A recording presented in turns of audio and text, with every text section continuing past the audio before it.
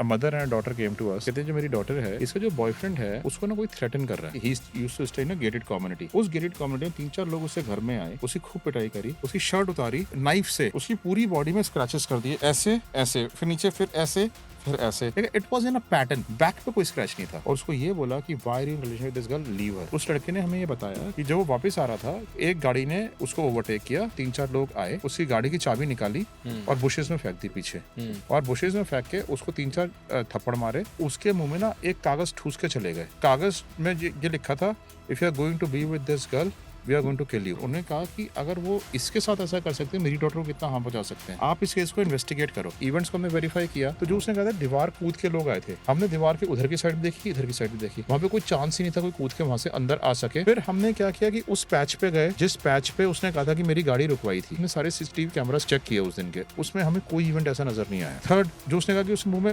कागज डाल के गए थे, उसमें हमने उसको सलाइवा टेस्ट कराया, उसमें कोई सलाइवा ही नहीं था। अब हमें शक हुआ कि why is he doing it. अगर डीप रिसर्च करी तो हमें ये पता चला कि बचपन से साइकियाट्रिक डिसऑर्डर से बहुत फ्रेंड्स भी नहीं है। इसलिए we again called her for an interview. हमने उससे पूछा कि जो रिलेशनशिप इस बॉय के साथ चल रहा है, कोई रीसेंट डेवलपमेंट हुई है उसमें? कहते हैं कि he suspects me a lot, there is one of my friend in my college, तो इसको ये लगता है कि इसकी तरफ अट्रैक्ट हो रही है, तो इस वजह से हमारे झगड़े होते थे। अब हमें उससे क्यों मिल गया? He was actually a psychopath lover. ये दिखाना चाहता था, देखो मेरे ऊपर कितने बड़े बड़े अटैक्स हो रहे हैं तुम्हारी वजह से, साइकोलॉजिकली सप्रेस करने की कोशिश कर रहा था।